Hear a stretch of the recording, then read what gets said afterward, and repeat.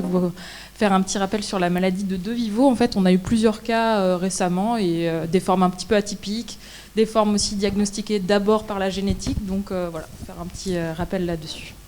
Donc le premier cas, c'était un petit patient que j'ai vu en consultation qui était adressé pour décalage des acquisitions. C'était le deuxième enfant d'un couple non apparenté, pas de problème particulier durant la grossesse et l'accouchement. Et donc un retard psychomoteur, effectivement, avec une marche à 22 mois, des premiers mots à 2 ans, à 3 ans, et disent environ 10 mots, mais sans association, et des phrases à partir de 4 ans. Et à 4 ans et demi, il dessinait un escargot, mais donc tout n'était pas parfait quand même. Et puis des troubles du comportement aussi, il était quand même assez agité, et voilà. Il n'y avait pas de notion de variation de son état, il n'y avait pas de mouvements anormaux, il n'y avait pas d'épilepsie du tout. Pas spécialement dysmorphique, je lui trouvais quand même une petite lèvre supérieure fine initialement, mais en fait il ressemble beaucoup à son papa, mais ça c'est après coup aussi.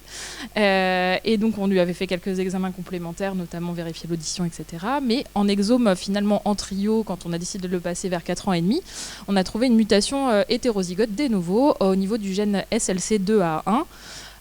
Mutation connue et décrite pathogène, un missense, et donc diagnostic de déficit en transporteur de glucose-gluten. Donc là, je me suis dit, mince, est-ce que j'ai oublié de poser des questions, et voilà.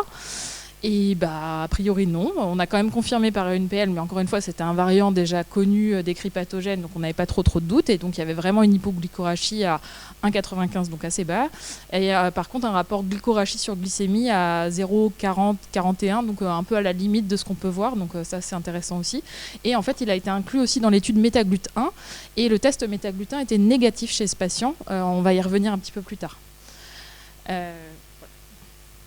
Et oui, donc pardon, il y a eu du coup mise en place d'un régime Atkins modifié après bilan neuropsychologique, donc à 5 ans. Et là, on vient de le revoir il y a 2 mois et le régime est très bien toléré. Il y a une bonne adhésion au régime de l'enfant et de sa famille. Et surtout, effectivement, il y a l'air d'avoir une amélioration au niveau de la cognition. C'est encore compliqué, mais ils disent qu'ils ne l'ont pas spécialement dit, en fait, qu'il y avait eu un diagnostic à l'école. Et à l'école, ils disent que son comportement est vraiment mieux, qu'il adhère mieux. Et c'est vrai qu'en consultation, c'était pas le même enfant, en tout cas. Et on voit aussi ici que son périmètre crânien était gentiment en train de se casser la figure et que il a l'air d'être en train de remonter. Bon, encore une fois, il n'y a qu'un an de recul, donc c'est un peu compliqué, mais c'est plutôt encourageant quand même. Voilà. En conclusion, on va revenir après sur les conclusions cliniques qu'on tire. Un deuxième cas clinique chez un adulte cette fois-ci. Alors lui, son histoire, elle commence par des maladies cyanosants dès le premier mois de vie avec des crises oculogires. À 6 ans, il fait une première crise généralisée tonico-clonique, il est soumis sous Tegretol, Dépakine, Urbanil. Puis après, il fait des épisodes paroxystiques qui n'ont pas été étiquetés, difficulté à tenir debout, il y a des tics, il a l'air absent, ça peut durer 30 minutes. Puis plus tard, à 18 ans, il fait des épisodes qui seront après coup attribués à des dystonies paroxystiques qui touchent le tronc, les membres, la face, pendant 30 minutes à 2 heures, sans rupture de contact. Ça déroute un peu dans ce contexte d'épilepsie. Il y a une notion de variabilité à l'effort chez lui, avec des difficultés à la marche sur les longues distances, et puis progressivement, il apparaît une ataxie, une dysarthrie. Il a un gros bilan exhaustif à plusieurs reprises. Il y a une PL qui est quand même marquée dans le dossier avec une glycorachie à 2,19. Et puis bon, ça reste là. À l'EEG, il y a des bouffées généralisées de pointon à 3 Hz, sur un rythme de fond qui est normal. Puis finalement, il ira un jour adulte à Paris et puis il revient avec un diagnostic, une nouvelle PL et un diagnostic et un régime. Bravo, ça rend humble aussi. Il revient avec son régime cétogène, ça va beaucoup mieux. Il n'a plus d'épilepsie, une diminution nette de ses mouvements anormaux, même s'il persiste quelques accès. Troisième cas qu'on vient de voir récemment. Alors lui, c'est le deuxième enfant d'une fratrie de 2. À 2 mois de vie, il est déjà hospitalisé pour une fièvre sur pyélo. Il est déjà décrit comme un peu hypotonique. À l'EEG, il y a un ralentissement qui est asymétrique, hémisphérique gauche. L'IRM, il y a déjà des petites particularités, un corps caleux fin, des vallées sylviennes un peu larges. À 6 mois, il est hospitalisé pour des mouvements anormaux, qui sont décrites comme des secousses brèves, donc des myoclonies probablement, plus de 20 épisodes par jour. Bon, il ne tient pas assis, il a des réflexes vifs, il a un petit retard homogène de 2 mois. À l'EEG, il y a des points, des polypointons généralisés. Il y a un diagnostic d'épilepsie myoclonique, il est mis sous Dépakine. Ça s'améliore. Puis ça évolue, il se décale peu à peu dans les acquisitions, il refait des crises généralisées, il devient dystonique, dyspraxique, il y a un syndrome pyramidal, il commence à avoir un gros retard de langage de 8 mois. À 4 ans, il a une ataxie plus marquée, il y a des épisodes d'arrêt d'activité, d'hypotonie. À 5 ans, il y a des mouvements normaux de la tête. On lui met de la dopa dans l'hypothèse d'une dystonie dopa sensible, ça fait rien. Puis il s'aggrave, il chute, il marche plus, il a un gros bilan, il va à Montpellier pour une stimulation cérébrale profonde qui ne sera pas retenue sur le tableau plutôt d'ataxie que de dystonie. Il a encore une PL qui est négative, un EEG qui est ralenti, il a un DAT scan qui est normal, une scintille normale, il a même une TEP qui est normale aussi. Et puis en fait, il déménage aux États-Unis. C'est juste intéressant parce qu'on parlait du sport ce matin. Et en fait, il a un gros entraînement sportif par son papa notamment, avec des arts martiaux et de la gym. Et finalement, probablement que ça l'aidera un peu parce qu'il va rester très stable après, à l'âge adulte. À tel point qu'il revient en France 15 ans après. Et c'est les rééducs qui me l'envoient en disant c'est quand même bizarre, ce jeune homme, il n'a pas de diagnostic là, qu'est-ce qu'on en fait? En fait, il est plutôt ataxique et dystonique, mais surtout ataxique. Il est un peu hyperlaxe, il a un syndrome tétrapyramidal, une amyotrophie. Et puis on se dit, tiens, on va le revoir ensemble pour avancer un peu dans le bilan. Et puis, comme on est bien éduqué, il a une CGH en première intention, qui retrouve une délétion hétérozygote, on va revenir dessus, en portant évidemment un gène d'intérêt qu'on va revoir tout à l'heure. Et puis, du coup, on fait dans l'autre sens, on lui refait une PL. Il y a une glycorachie qui est abaissée à 2,14, ce qui fait un ratio à 42%. Et on confirme par le test sanguin qui sera lui positif, à 28 ans. Bon, ça rend humble aussi. Du coup, on s'est dit que quand même, ce diagnostic avait l'air facile dans les littératures. Quand on le lit, ça paraît évident. Quand on reprend les cas cliniques après, que la clinique est plutôt assez typique pour certains. Et on se dit qu'en fait, c'est pas très connu et que c'est dommage et que voilà, ça vaut le coup de reprendre les bilans et de refaire. Alors, la première description, c'est d'Ariel de Vivo en 91. C'était 2 enfants qui avaient une hypoglycéremie inexpliquée, répétée dans un contexte d'épilepsie. Où il s'est dit que c'était probablement une histoire de déficit en transporteur du glucose intracérébral. Pour reprendre un peu, donc le cerveau, c'est 2% du poids du corps, bien sûr, mais il consomme 20% du glucose quotidien.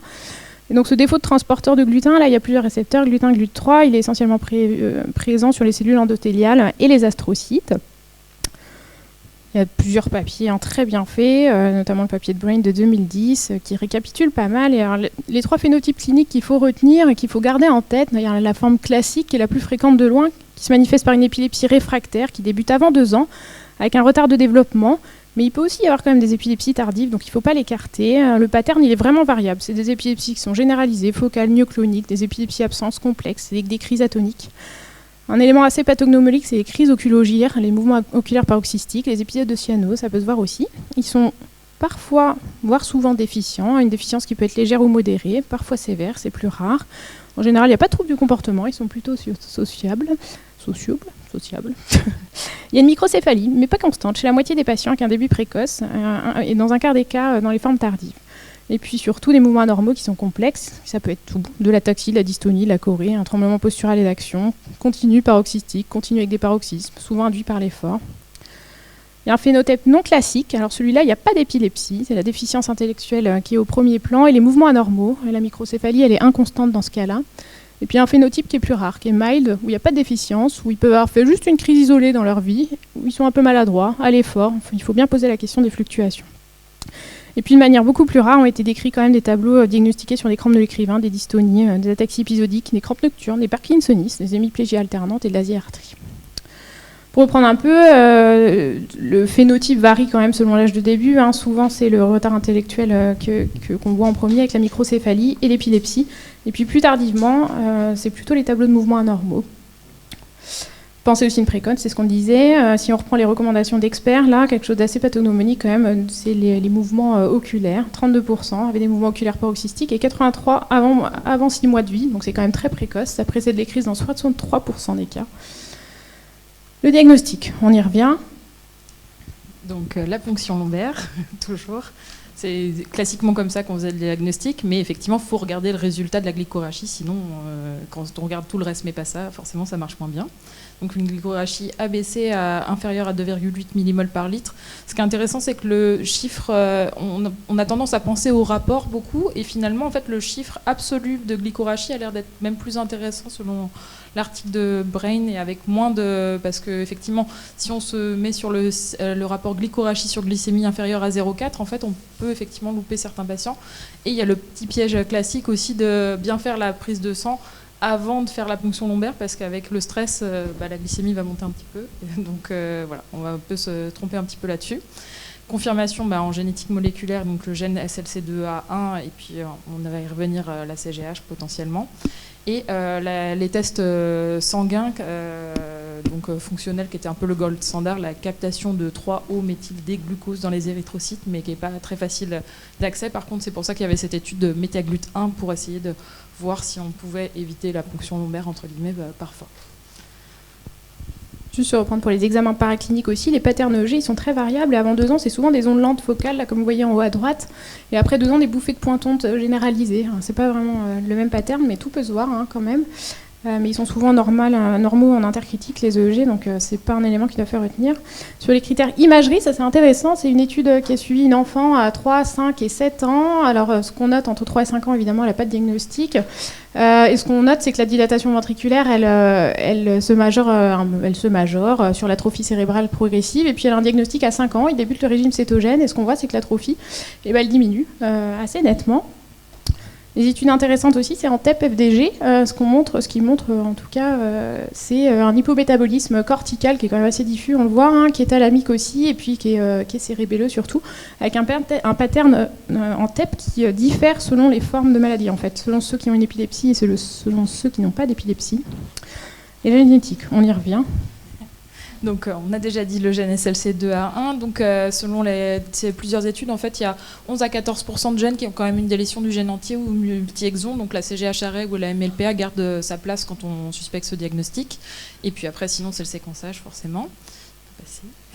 Donc, il y a plus de 100 mutations connues de SLC2A1 et réparties sur l'ensemble, en gros, de la protéine.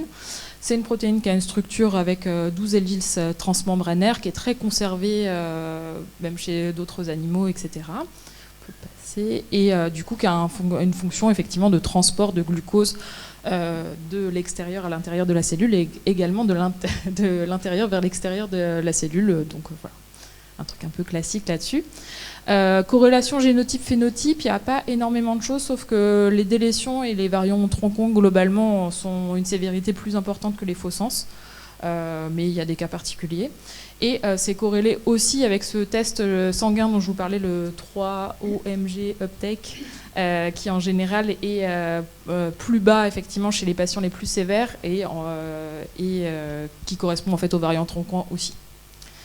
Il y a des cas particuliers. Donc, le premier patient dont je vous parlais, qui avait un test méthaglutin négatif, en fait, il aurait eu un 3-OMG négatif. Pourquoi ? Parce que cette mutation-là, en particulier, finalement, en fait, elle donne une perturbation de l'efflux, donc la sortie de la cellule, et moins que de rentrer dans la cellule. Et vu que c'est ce qu'on calcule avec les tests biologiques sanguins, forcément, on le loupe. Donc, ça serait un faux négatif si on se mettait à faire que des méthaglutins à tout le monde. Bon, on aurait loupé une partie des patients, ceux qui ont cette mutation-là, qui est une mutation récurrente quand même. Mais par contre, il y a bien une hypoglycoragie, puisque par contre, le glucose a du mal à sortir et donc à arriver au système nerveux central. Donc, ce que j'avais trouvé plutôt intéressant avec ce cas-là, c'est qu'au final, en reprenant les articles, il disait oui, la glycoragie dans cette mutation, elle est un peu plus élevée que des patients avec d'autres phénotypes ou avec des variants tronquants, mais ils ont un phénotype classique comme d'habitude, donc en fait, c'est pas moins sévère, enfin, c'est pas moins sévère, effectivement. Et versus notre cas où finalement c'était un cas clairement mild ou atypique, il avait que des difficultés d'apprentissage non spécifiques et un peu un infléchissement progressif du PC, vraiment en réinterrogeant, rien de paroxystique, il est même pas moins bien avant le repas, enfin voilà. Et le vrai truc, c'est que c'était un biais de sélection de l'article. Tous les patients avaient été diagnostiqués parce qu'il y avait des symptômes évocateurs. Donc forcément, dire oui, personne n'est moins sévère avec cette mutation, puisque regardez, ils ont des phénotypes classiques, c'était un peu un biais, clairement. Et donc le problème vraiment de cette mutation, encore une fois, c'est le test sanguin qui serait faussement négatif. Donc là, c'est génétique ou ponction lombaire, ou ponction lombaire d'ailleurs, pour faire le diagnostic. Pour finir sur les corrélations clinico-biologiques rapidement, ce qu'on voit, c'est que plus la glycoragie est basse, plus les manifestations sont précoces en général. La prise en charge, il y a une conférence de consensus des recommandations de 2020 qui sont assez récentes là quand même. Le régime cétogène, ça reste le traitement de référence, dès que possible bien sûr, jusqu'à l'adolescence au moins. Pourquoi ? Parce qu'il est efficace sur les crises qui ont en général tendance à se réduire, voire s'amender à l'âge adulte. Ça permet de les contrôler, pas toujours complètement, et ça réduit un peu les mouvements anormaux, mais de manière moins certaine. Et puis il y a une impression subjective d'amélioration cognitive, mais qui est difficilement évaluable et qui est très débattue. Je ne reviens pas sur le principe du régime cétogène, c'est juste d'augmenter la ration en lipides dans l'alimentation. Les effets indésirables, quand même, c'est les troubles digestifs transitoires, les calculs rénaux essentiellement. Le principe, pour ceux qui se sont endormis pendant les cours de biochimie en P1, c'est de chanter cette voie-là, et puis avec les acides gras, de faciliter Voilà, de favoriser la voie alternative via les corsets toniques pour chanter cette voie du glucose. Monitorage, antiépileptique, Diamox, et puis des études plus récentes sur l'huile de trieptanoïne. En conclusion, une grande variation phénotypique, des diagnostics qui sont parfois difficiles quand même si ça a l'air simple sur le papier. On se rend compte qu'il y a sûrement des adultes qui n'ont pas été diagnostiqués encore. C'est une maladie qui est quand même méconnue et sous-diagnostiquée, mais qui est traitable, donc ça vaut le coup d'y penser. Y penser devant toute épilepsie précoce, résistante, surtout avec des myoclonies catoniques et ou des mouvements anormaux paroxystiques ou permanents. Et puis je laisse le fin mot à la génétique. C'est juste pareil, on fait de plus en plus de diagnostics d'abord génétiques et puis le reverse phenotyping, on se dit oui, ça peut coller quand même si c'est pas complètement typique. Et voilà, on va encore expandre probablement notre spectre. Et voilà, moi ce que j'avais trouvé intéressant, c'est que c'est un patient où je me disais il est limite, il a un retard, mais est-ce que je le passe vraiment en exo? Mais bon, là finalement je suis contente de l'avoir fait. Et, surtout parce qu'il y a un traitement. Surtout parce qu'il y a un traitement, bien sûr. Là, dans d'autres cas, effectivement, c'est moins... voilà. Donc on vous remercie pour votre attention et on remercie toute l'équipe du CHU de Rennes et tous nos collaborateurs, et on espère avoir pas dit trop de bêtises parce qu'il y a pas mal de spécialistes de gluten qui sont là. Voilà.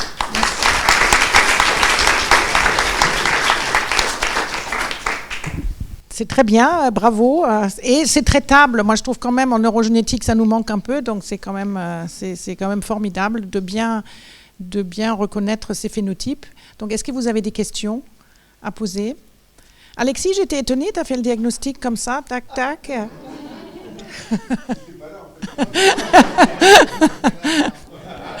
C'est l'interne, et l'interne, bravo. Hein. L'histoire qui dit qu'il a été adressé à Paris, mais après...